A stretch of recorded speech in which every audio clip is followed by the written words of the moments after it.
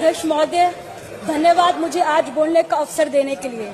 मैं सबसे पहले भारत के संविधान के रचयिता बाबा साहब डॉक्टर भीमराव अम्बेडकर जी को श्रद्धांजलि अर्पित करते हुए अपनी बात शुरू करूंगी। भारत का संविधान दुनिया का सबसे विस्तृत, सुंदर और अनोखा संविधान है।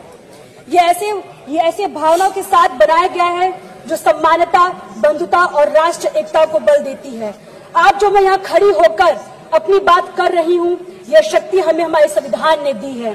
हमें गर्व है कि हमारी पार्टी के स्वर्गीय मुलायम सिंह जी और हमारी पार्टी के अध्यक्ष श्री अखिलेश यादव जी हमेशा संविधान के मूल्य की रक्षा की और सामाजिक न्याय के लिए संघर्ष किया।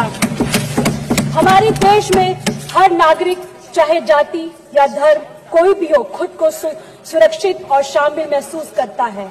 लेकिन आज के दिन हमें यह सोचने की जरूरत है कि क्या हम संविधान के आदर्शों के अनुसार चल रहे हैं। 2014 से पहले भारत धर्मनिरपेक्षता, समानता और न्याय के प्रतीक था। 2014 से पहले सभी सरकारों ने संविधान का आदर किया था, लोकतंत्र, धर्मनिरपेक्षता को सुरक्षित रखा। पिछले 10 वर्षों से जब से एनडीए सरकार सत्ता में आई, इस सरकार ने संविधान की संस्थाओं पर निरंतर आघात करना जारी रखा।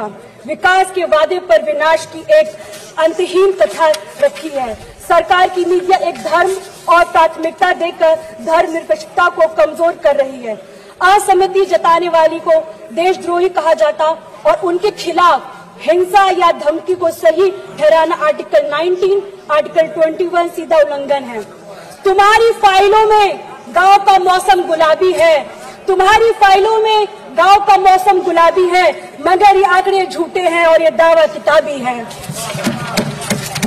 2018 में लाए गए इलेक्टोरल बॉन्ड ने राजनीतिक फंडिंग में पारदर्शिता को खत्म किया, जिसे सुप्रीम कोर्ट ने असंवैधानिक बताया।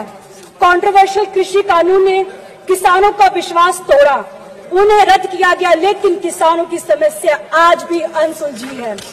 मंदिर मस्जिद के नाम पर संभल जैसे नए नए विवाद को जन्म देकर समाज में निरंतर घृणा और नफरत का माहौल पैदा किया जा रहा है। मगर मैं कहना चाहूंगी, सत्ता में बैठे लोगों ने ये कैसा हिंदुस्तान कर दिया, सत्ता में बैठे लोगों ने कैसा हिंदुस्तान कर दिया, बेजान इमारतों को हिंदू मुसलमान कर दिया।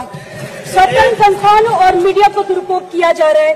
दलित की बेटी का अपहरण होना, उनका रेप कर दिया जाना, उनके शव को पुलिस द्वारा रात को पेट्रोल डालकर जला दिया जाना, उनके घरों में आग लगा दिया जाता, सभी घटनाएं 70 वर्ष के बाद भी हो रहा है।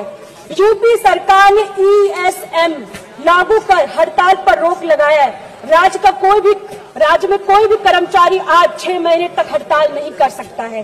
साल 2014 से पहले तक जितने भी चुनाव हुए उन पर कभी उंगली नहीं उठी है, परंतु पिछले कुछ वर्षों में जिस प्रकार ईवीएम पर उंगली उठी है, मत के साथ हेरफेर की बात समझ में आज सामने आई है। इससे निश्चय मतदाताओं के मन में भ्रम पैदा हुआ है। मैं आप सभी से आग्रह करती हूँ कि पिछले 10 वर्ष में ध्यान दें। यह ऐसा दशक रहा जिसमें हमारे संविधान जो हमें एक राष्ट्र के रूप में जोड़ता है, को कमजोरी करने की कोशिश की जा रही है। हर दिन हमें ऐसे काम और नीतियों देखने को मिलता है जहां अधिकारों और स्वतंत्रता को छीनने का प्रयास कर रहे हैं। हमें याद रखना चाहिए कि हमारे प्रियम्बल ये हमारे सामूहिक सपनों और मूल्य का प्रतीक है। ये जस्टिस, लिबर्टी और इक्वालिटी की बात करते हैं। ये केवल शब्द नहीं है, बल्कि हमारे लोकतंत्र की नींव है। ये सिद्धांत हर नागरिक के सम्मान और गरिमा से जीने का अधिकार सुनिश्चित करने के लिए बने हैं। समाजवादी पार्टी पिछड़े, दलित, अल्पसंख्यक समुदाय के साथ मजबूती से खड़ी है। उनके अधिकारों को उत्थान करने का प्रतिबद्ध है और हम सुनिश्चित करते हैं कि उनकी आवाज हर राजनीतिक चर्चा में सुनी जाए। जाति जनगणना को हम सामाजिक और आर्थिक असमानताओं को दूर करने और समान अवसर प्रदान करने के लिए आवश्यकता मानते हैं।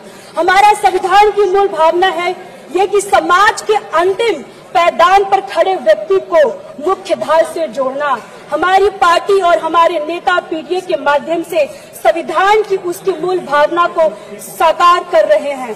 भारत का संविधान हमें देता है संदेश, भारत का संविधान हमें देता है संदेश, हम सब बाद में सबसे पहले हमारा देश। जय भीम, जय समाजवाद। Thank you.